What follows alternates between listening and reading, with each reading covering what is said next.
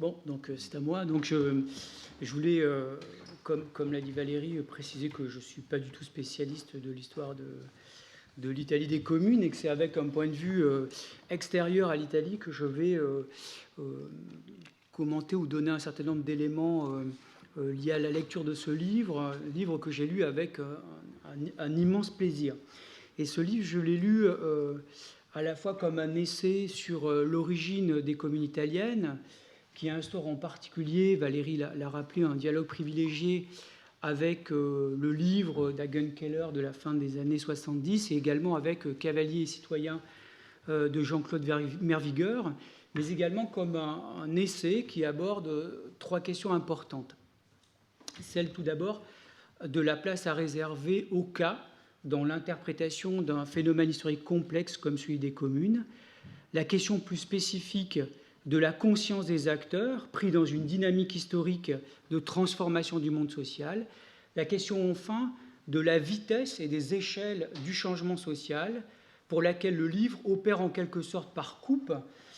en repérant à travers la singularité des cas exposés des correspondances, des échos et des convergences qui peuvent permettre de saisir des synchronies spatiales et également certaines régularités sociales. J'ai donc vous proposé, dans mon intervention, de revenir sur ces différents points en deux moments successifs. Le premier moment sera consacré à discuter la perspective comparatiste, en proposant de l'élargir à l'espace du Midi. Alors, ce n'est pas forcément très facile à mener, mais je vais essayer de le faire. J'espère que ce ne sera pas trop ridicule. Midi de la France que je connais mieux que l'Italie. Puis, dans un second temps, je reprendrai certains points importants de l'analyse de Chris Wickham en les liant à ce qu'on pourra appeler une perspective documentaire. Et enfin, je vous proposerai en 2 minutes, montre en main, quelques éléments de conclusion. Donc, commençons donc par ce qu'on pourrait appeler une perspective comparatiste élargie ou à élargir. Alors, il m'a semblé que ce livre de Chris Wickham est entièrement construit à partir d'une visée comparatiste. Le premier et le dernier chapitre, qui propose un état de l'art puis une synthèse finale, encadre une série de micro-essais consacrés à des villes dont la trajectoire communale est exposée dans leur singularité. Tout en se plaçant dans la perspective tracée par Jean-Claude Merviguer, qui fait de la dynamique sociale de constitution puis de la fermeture de la militia le moteur de la dynamique historique communale,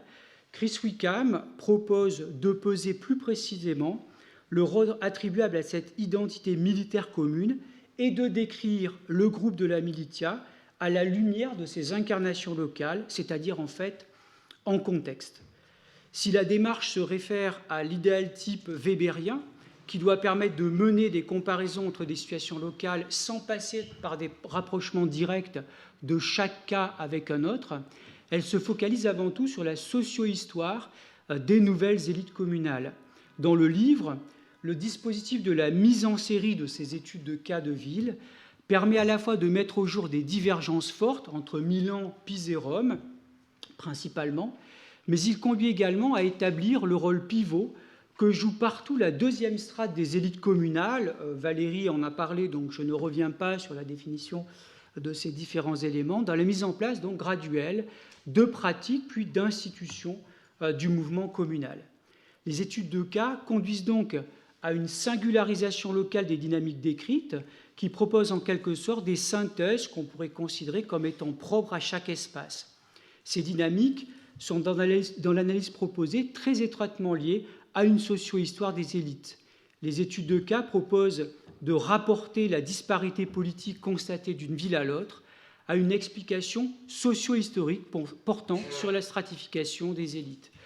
Chris Wickham pose une question à la page 160 de son livre. Il se demande pourquoi chaque commune était différente. Et page 194 de son ouvrage, il ne répond pas directement à la question posée, mais il propose de décrire ce qu'il faut faire pour y répondre. Je le cite en traduisant, pour comprendre pourquoi chaque commune est différente, il faut mener une micro-analyse des structures sociales internes de chaque ville. Si donc l'enjeu de la reconfiguration du groupe de dominants dans un contexte de relative vacuité des pouvoirs traditionnels paraît fondamental pour saisir les transformations engagées, les formes diverses et partagées de ce que l'on pourrait nommer l'expérience proto-communale constitue également une question importante qui mérite d'être posée comme telle.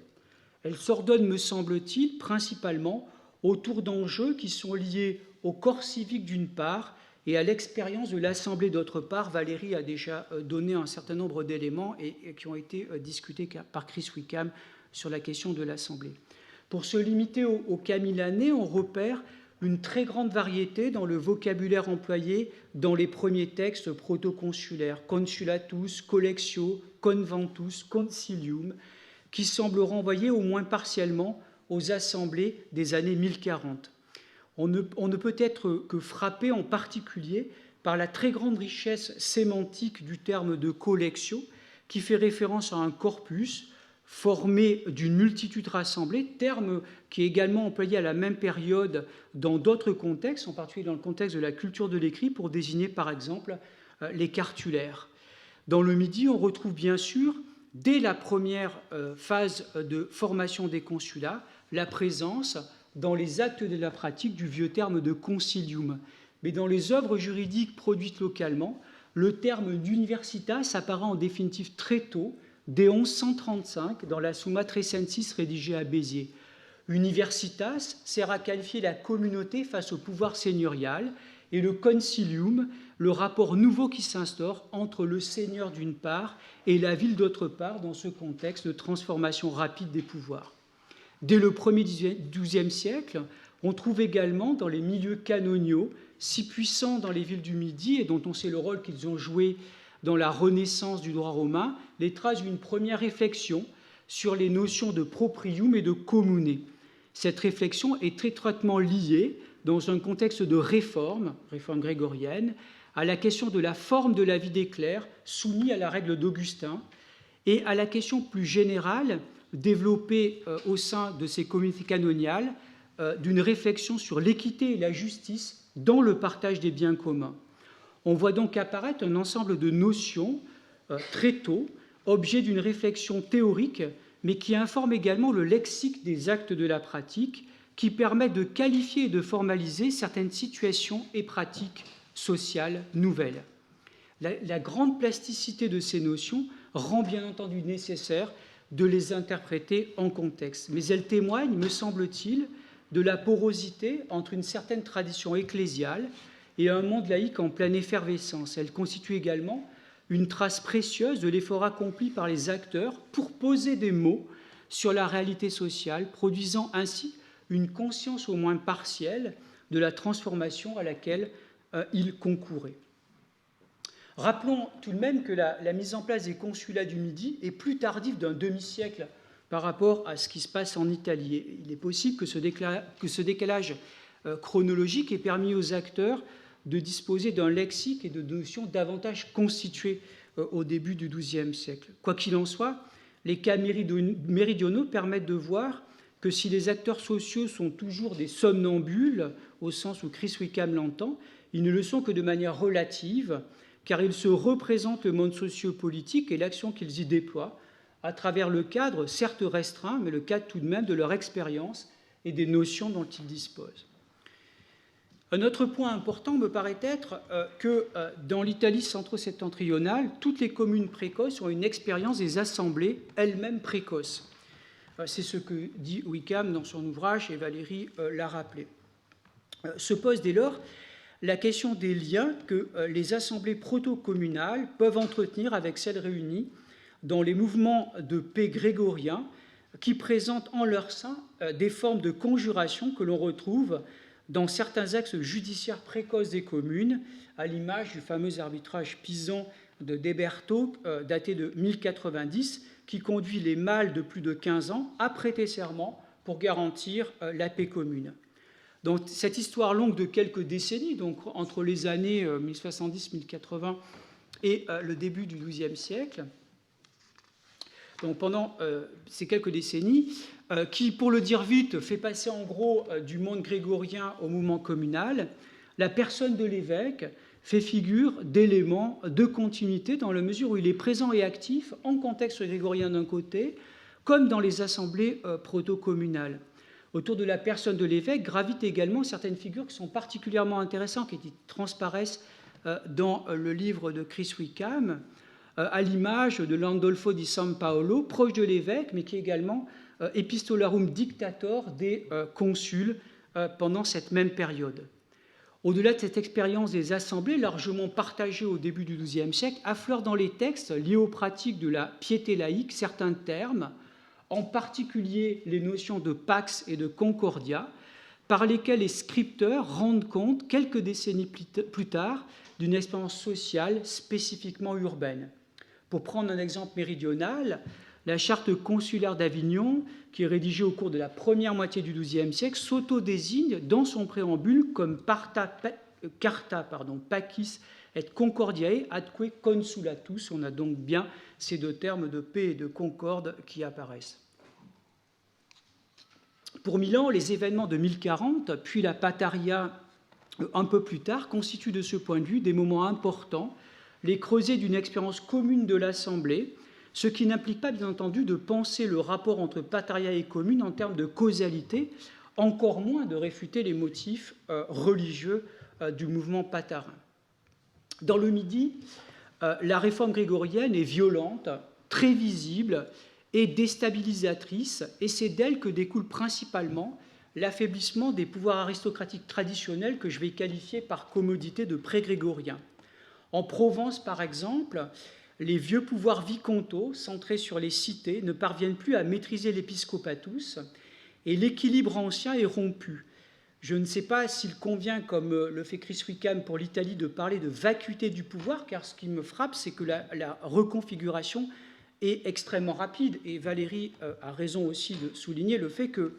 les nouveaux entrants ont participé très largement à la déstabilisation de ces pouvoirs anciens. Donc parler de vacuité, je ne sais pas. En tous les cas, cela me paraît, finalement, il me semble que le vide est finalement peu présent, que ça laisse peu de place à ce qu'on pourrait voir véritablement comme un vide. Mais dans cette situation nouvelle, largement remodelée autour du pouvoir et de la personne de l'évêque, de nouveaux équilibres se mettent en place qui ouvrent la voie, par le biais du concilium, à une présence croissante de membres influents de la communauté dans la passation des actes importants de la vie communautaire. Ce groupe, où s'agrègent des membres de la militia urbaine et des prud'hommes de la communauté, constitue, comme en Italie, un lieu d'expérimentation fécond de nouvelles formes d'exercice du pouvoir. L'évêque est présent dans de nombreux actes, Arles et Avignon étant de ce point de vue tout à fait emblématiques, dans des actes de concession des premiers droits consulaires. Dans les dossiers italiens, on constate la relative absence, mais peut-être je me trompe, des pouvoirs supérieurs, si l'on accepte le cas très intéressant du diplôme interpolé d'Henri IV de 1081 en faveur de Pise, que l'historiographie et sans doute les interpolateurs eux-mêmes ont vu comme une véritable charte de fondation. Il est vrai qu'en Italie, la paix de Constance de 1183, massivement copiée en tête des Libri Iurium, est venue en quelque sorte recouvrir de son autorité, ou a pu venir recouvrir certaines strates antérieures. Restons donc pour quelques minutes au Capisan. Il nous met sur la voie d'un autre élément important que l'on retrouve dans l'histoire de la genèse des consulats dans l'espace du Midi de la France. C'est l'apparition, dans la période proto-consulaire, des formes de gestion collective des intérêts de la communauté,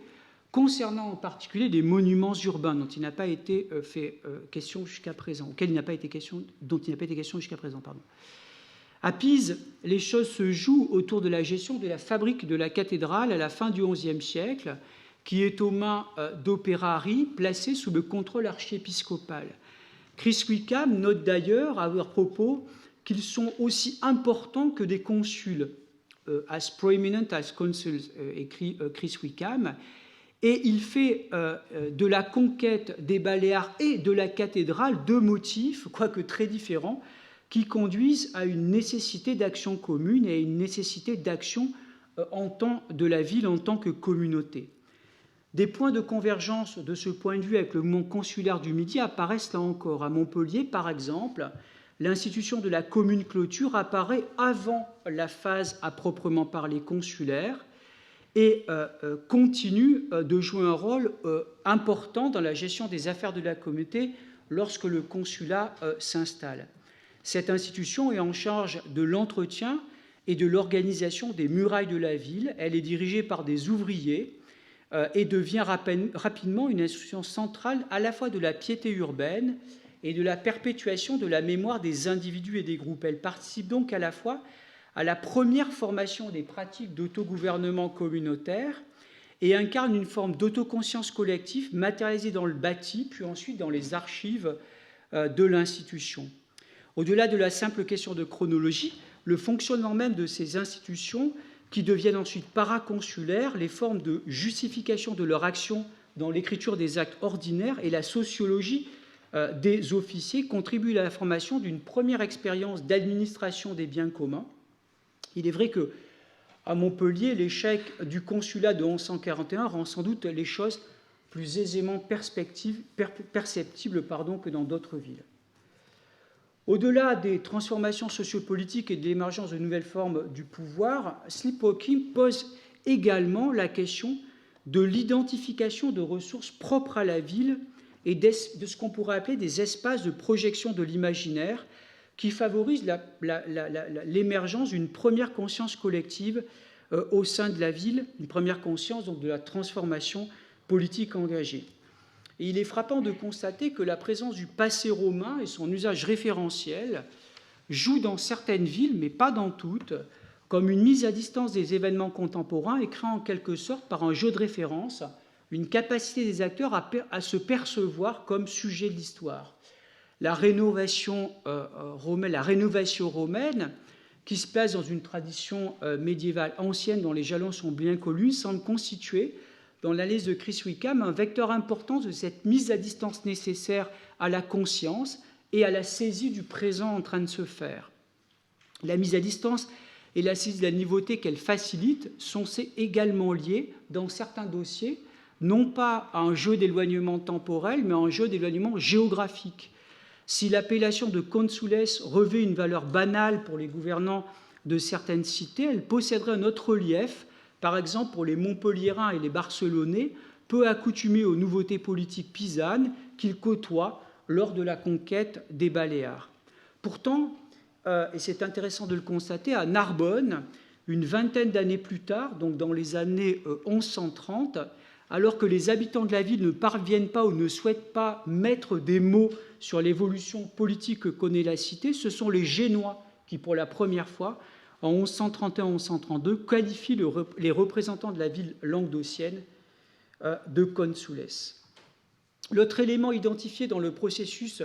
de formation d'une conscience des transformations engagées est le droit. Les communes précoces, me semble-t-il, sont aussi des villes dans lesquelles la formation du ius proprium apparaît relativement précocement. Histoire et droit constituent donc, en Italie comme dans le Midi, deux vecteurs fondamentaux d'institutionnalisation des expériences proto-communales, de création et de mobilisation de signes mutuels partagés nécessaires à la communalisation. Le rôle que jouèrent les notaires et les juristes dans l'histoire communale ne se réduit pas à la phase d'institutionnalisation de la commune au cours de laquelle ils participent activement au processus d'invention documentaire du politique. Dans le Midi, leur présence très tôt, à partir du XIIe siècle, dans le temps même donc de l'apparition des consulats, a permis de réinterpréter la chronologie même de formation des consulats. Au diffusionnisme à partir de l'Italie, cher à Augustin Thierry, a été substituée une dynamique chronologique qui fait des espaces de la basse vallée du Rhône le lieu d'impulsion du mouvement. Et c'est dans cet espace qu'apparaissent les premiers juris spiriti qui contribuent à diffuser au cours du XIIe siècle des éléments du droit romain qui transparaissent dans les actes de la pratique comme dans les sommes au code rédigées très tôt, dès la décennie 1130, et qui constituent pour l'une d'entre elles, à tout le moins, un témoignage précoce d'une langue juridique vernaculaire tournée vers les praticiens. L'analyse est validée par la chronologie du consulat, je ne vais pas vous les énumérer, du début du XIIe siècle. Le mouvement part bien de cette basse vallée du Rhône. Mais quel que soit le lien qui peut être établi entre quel lien peut être établi entre cette présence des juristes et la communalisation ou les premières formes de communalisation des pouvoirs. On retrouve là encore l'enjeu central, me semble-t-il, de la qualification des événements et des processus en cours. Et je voudrais partir d'un exemple précis qui est pris dans une des sommes au code rédigées très tôt, qui est donc le CODI, somme au code rédigée directement en occitan à la fin de la décennie 1140, donc dans un moment qui est ce moment de la première apparition des consulats. Dans le CODI apparaît le maniement de la notion de commun qui va bien au-delà de la reprise de la vieille notion romaine de res patrimonio populi. Géraud, rédacteur du texte de cette somme au code, oppose le commun de la villa à la potestas della terra, clairement identifié au pouvoir féodal et à son représentant local, le vicomte, le bail ou le viguier. Cette notion très originale de commun de la villa, qui pourrait être reprise d'après les spécialistes du droit de la pratique génoise, désigne les intérêts communs des habitants d'une ville qu'il définit ou qu'elle définit de manière extrêmement précise dans une énumération de ses parties constitutives. Mais là, je ne reviendrai que sur un seul point. Géraud place les biens dépendants du commun hors des échanges marchands qu'il considère comme équivalents des lieux sacrés, religieux et saints. On retrouve donc en contexte communal la reprise d'un élément central dans la mise hors espace des domaines ecclésiastiques en contexte grégorien. Mais l'intérêt ici est la manière dont s'opère un glissement vers les biens de la communauté urbaine, dont est dressée une liste qui adapte le substrat romain à la nouvelle réalité urbaine médiévale, tout en insistant sur la nécessaire administration de cet ensemble énuméré comme étant l'aver du commun, c'est-à-dire effectivement l'ensemble des possessions du commun,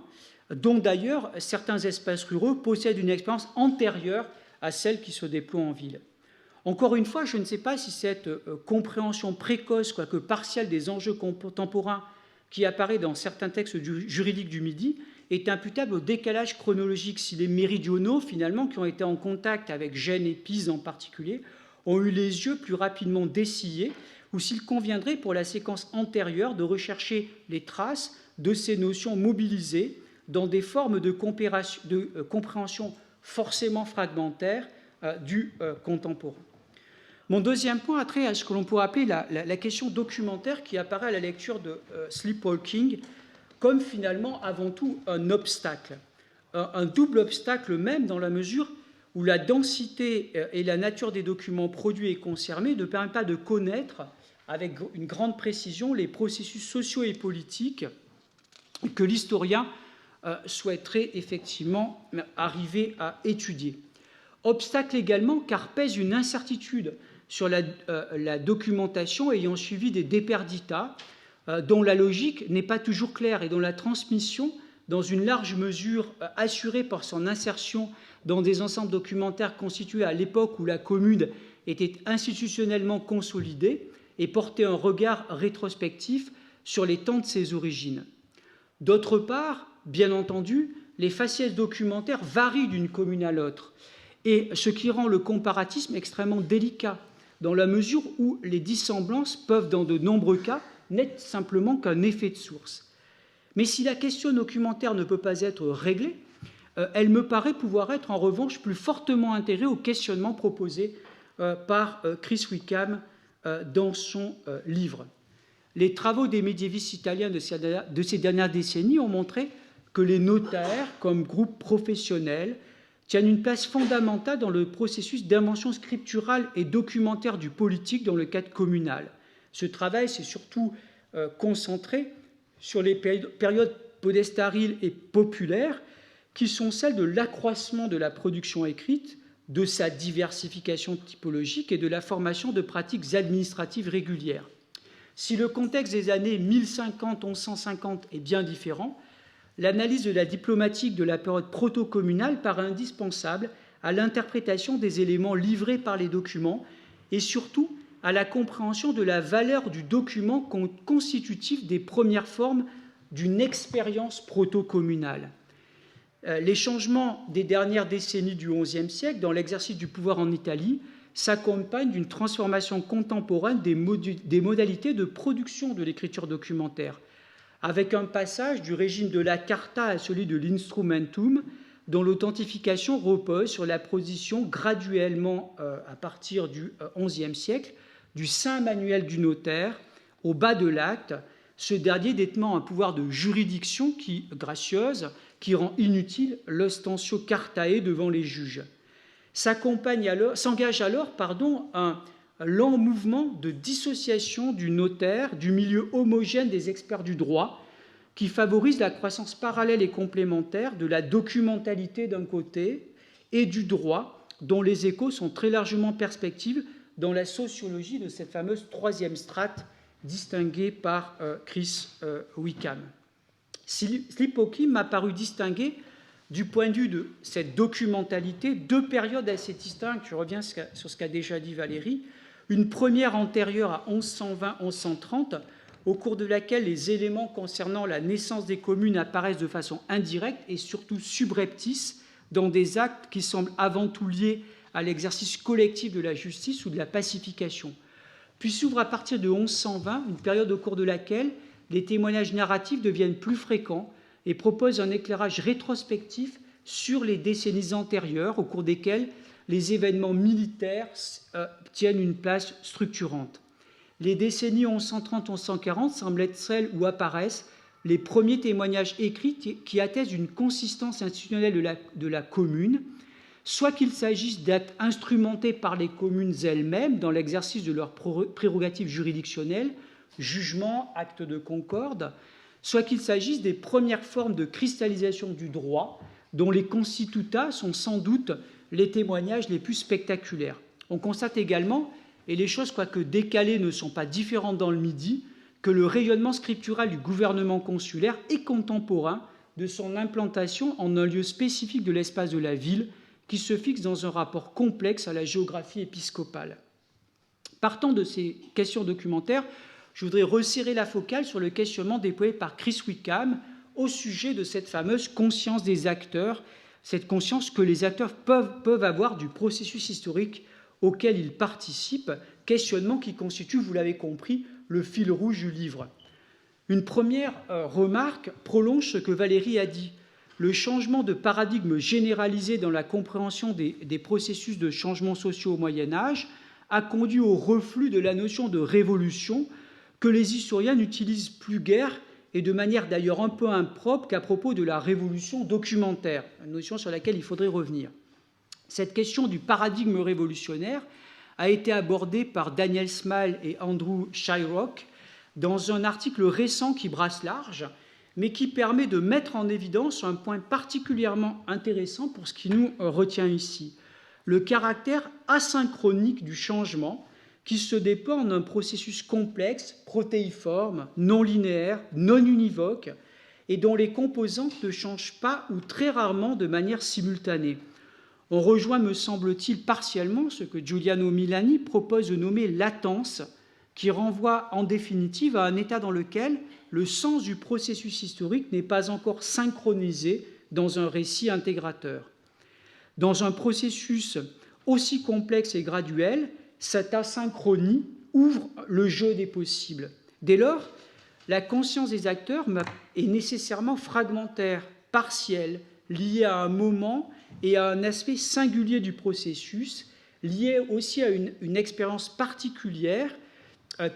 une expérience qui est particulière donc à ces acteurs, ainsi certainement qu'à l'identité du groupe auquel ils appartiennent. Il me semble donc que la question pertinente, qui est celle que Chris Wickham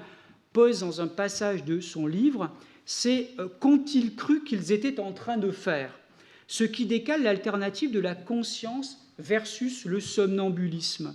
Dans bien des cas, cette question n'appelle pas de réponse univoque. Dans le chapitre sur Milan, Chris Wickham aborde par exemple le cas d'Oberto, consul présent à Roncaglia en 1158, dont le travail se focalise sur le droit des fiefs. S'il travaille à un domaine du droit lié au groupe aristocratique,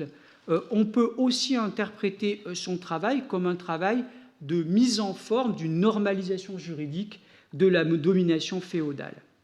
Dès lors, cette question du régime de l'action des individus et des groupes sociaux me paraît pouvoir être étroitement connectée à celle de l'écriture et de la production documentaire, par nécessité d'abord, car nous n'avons que cela pour approcher le passé, mais plus fondamentalement parce que l'acte d'écriture peut être vu, à la suite de certaines propositions récentes, comme participant à un événement, selon des logiques qui sont toujours partielles et fragmentaires, mais qui permettent justement de répondre à la question qu'ont-ils cru qu'ils étaient en train de faire.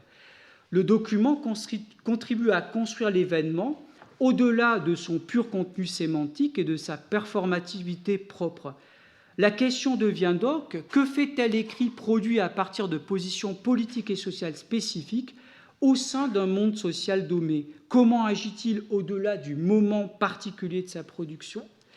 Et on retrouve là, ici, certaines propositions que j'ai formulées tout à l'heure, à propos en particulier de la formation et de la circulation de notions qui permettent de mettre des mots sur des événements et de percevoir le processus du changement dans un cadre d'interprétation qui se construit progressivement dans les pratiques les plus ordinaires, comme dans le travail plus théorique des intellectuels, essentiellement des juristes, pour la période qui nous concerne. Dans ce processus, il va de soi que le degré d'institutionnalisation des changements détermine pour une part la capacité à mettre en mots les expériences vécues, la capacité à faire consonner ce qui était jusqu'alors séparé. Les exemples d'interpolation des textes réalisés dans le temps de la Commune consolidée, textes dans lesquels on voit poindre les premiers éléments d'une transformation de l'exercice du pouvoir, permettent de comprendre de quelle manière les événements et les écrits qui les construisent entrent dans un processus d'interprétation continue qui ouvre à une conscience plus large des processus, tout en recouvrant bien souvent ce que les acteurs de la période protoconsulaire ont fait ou ont cru faire. Le cas d'Asti, étudié par Gianfranco Fissore, est de ce point de vue très intéressant, les textes clés étant recopiés tardivement et repris dans des cartulaires municipaux. Le cas romain et sa violente rupture de 1143, conduisant à l'établissement d'une commune, constitue dans la perspective des questions de synchronie des changements un exemple extrêmement intéressant. Chris Wickham écrit à ce sujet,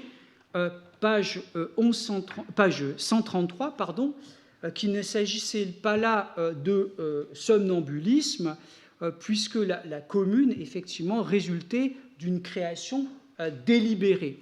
Dans l'action violente, l'expérience du changement par les acteurs paraît directement perspective dans la mesure où elle synchronise en une unité temporelle et spatiale des processus qui sont ordinairement asynchronisés. Elle présente également l'avantage de permettre une identification claire de ceux que l'on remplace ou de ceux auxquels on s'oppose.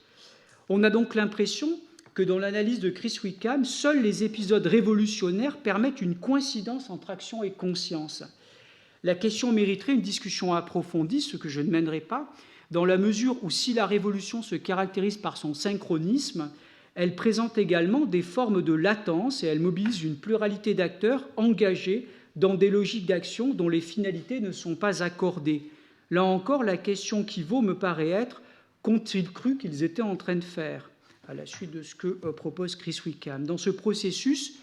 comme le magnifique livre de Frugoni sur Arnaud Brescia nous l'a appris, l'alignement des interprétations ne constitue ni un horizon, ni une réalité, et la conscience qu'ont les acteurs et les institutions de la signification de l'action d'un homme pris dans un processus historique demeure clivée, engagée dans des conflits d'interprétation que structurent des logiques discursives et documentaires.